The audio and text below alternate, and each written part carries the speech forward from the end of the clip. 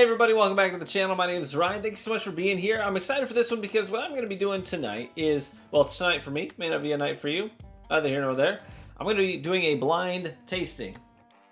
Blind tasting of the Bardstown Discovery Series. This is 8 through 11. So 11 is the most recent one, which I put in my, it ended up in my top 5 bottles of the year. I freaking loved it. I thought it was like creme brulee in a glass. A huge fan of that. So that one is like all Kentucky whiskey. It's like an homage to legacy distillers in Kentucky. So they did a phenomenal job with that. Going back to Discovery Series 8 was the last one that I put in, it held in such high regard. I thought the 8 was phenomenal. 9 and 10, so I actually never had 9. And I have had multiple pours of 10, and I have a sample. This is a press sample that Bardstown themselves sent to me, which I'm very appreciative of. So I didn't have to buy a full bottle of 10. They sent me this little 200 milliliter sample of it. So I have 8, 10, and 11. Now 9, one of our viewers, Mr. Shockley, had a sample of that sent to me that he packaged up for me so I could do this full blind. So big shout out to you. Thank you so much, sir. Appreciate that. But I went ahead and I had my wife pour all of them blind, and she ripped up pieces of paper and labeled them and put those underneath the coasters. So I will pick up the glasses off of the coasters, drink them, and I will do my ranking first to 4th place. And we'll see where these line up for me in the blind. Now, first, I want to make a prediction because obviously I'm a huge fan of 11 and 8. I held them in such high regard. So my assumption here is that 11 is going to take 1st place. Bardstown Disco 8 is going to take 2nd place for me.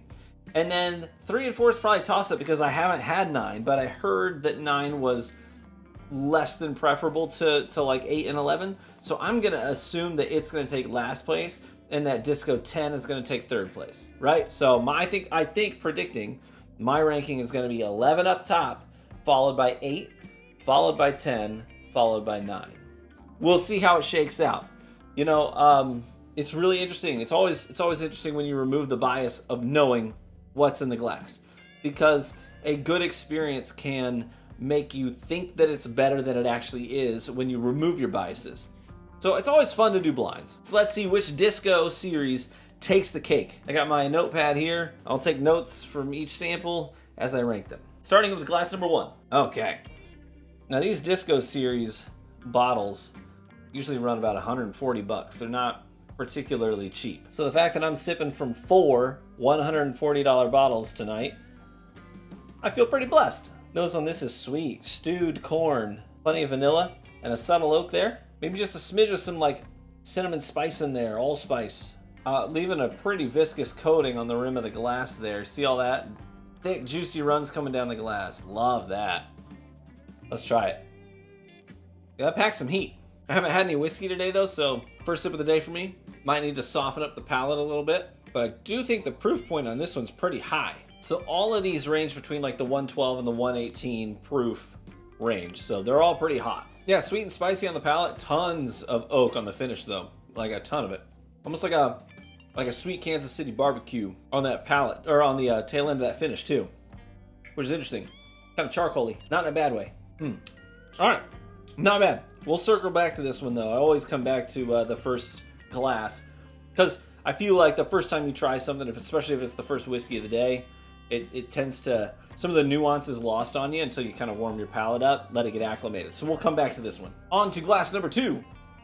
Nose is sweeter. Hints of honey. Some sweet flaky pastry dough. Almost get like a blueberry sweetness on it too, like a cobbler. Great nose. Let's try it. This one almost is a little more reminiscent of a Tennessee whiskey even. It's like a product of the Lincoln County process a little bit there. I also get a little bit of like chocolate and caramel, almost like a Milky Way, a little bit of nougat in there too. But that one's pretty viscous in the mouthfeel, very oily. Feels like it's coating everything in there, which I like. I think mouthfeel is a big part of a good whiskey experience. On second sip, a little more of that caramel up front on the palate as I'm starting to settle in, acclimate a little bit more. And a lot of barrel funk as well. In a good way. I love good barrel funk on something that's got some good age on it. Can you believe it is Christmas Day as of the time I'm recording this? Kids are in bed, all tucked in, snuggled up with their new toys. And this is the first drink I've had today. But that's mostly because our Christmas is like, we keep it low key. Like we do the extended family Christmas with like the in-laws and my parents either before or after. But we keep Christmas Day just for us and the kids. Gonna have that magic of Christmas Day. So it's just been us and the kids all day. So I've been assembling Lego sets and Barbie Dreamhouse sets and all that stuff. So I wasn't doing much sipping. All right, let's move on to the third one. Nose is rich caramel. Maybe even a hint of like candy corn on the nose. Almost a sugary candy sweetness, you know? Also kind of reminds me of like a cream cheese Danish, you know? It's sweet, a little bit savory. That pocket of sweet cream cheese right in the middle of it. That's where the nose takes me on this one. Beautiful. Sweeter and softer than the last two. Tail end of that palate opens up to be a little bit more on the floral side too, with some sweet honey. Oak and butterscotch on the finish. This one's got a lot of balance. It's got that sweet candy corn and cream cheese Danish on the front end of that palate. But all throughout that entire sip, it's just this like subtle spice, just kind of balancing it all out. So it's giving it some good structure, some good framing. So it's not all just one note. It doesn't swing the pendulum too far on the sweet side. And a little bit of that tannic oak helping to do the exact same thing. I like that. Let's hit the last one. Nose almost makes me think of like bubble yum. You know, that good pink chewy bubble gum. I don't know if you guys can relate to this, but when I was a kid and I was in, you know, those baseball leagues as a kid, every time we finished a game, you could go to the concession stand and get a free snack. If you won the game, you got to get like the tier 2 snacks.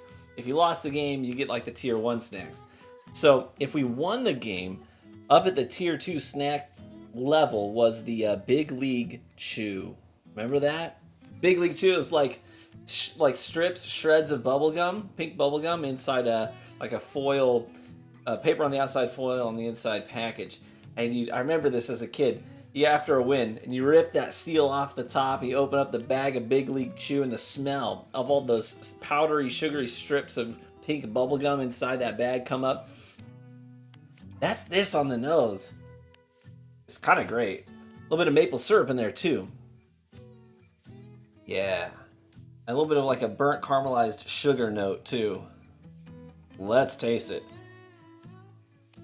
Man.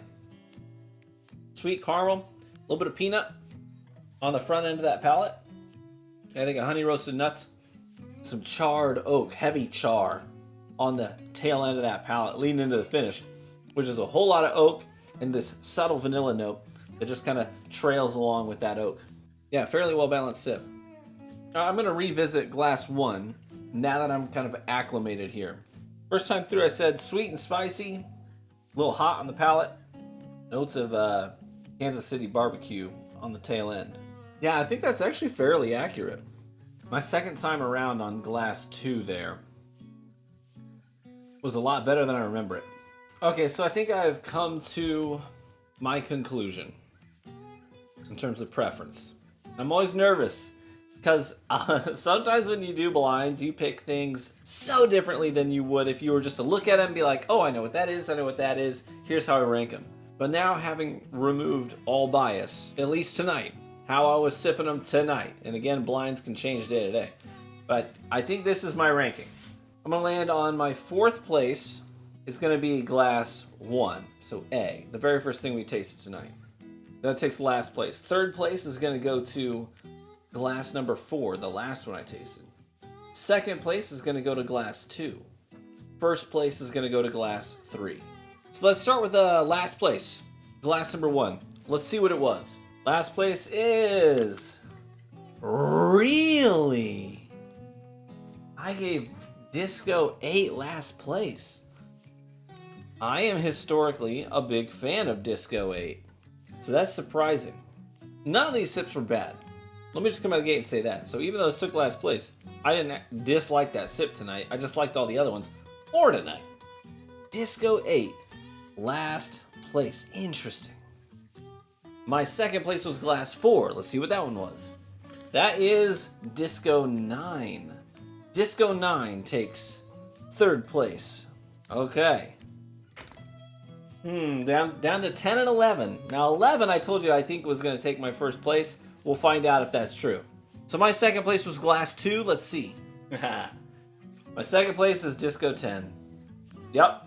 Which means Disco 11 took first place.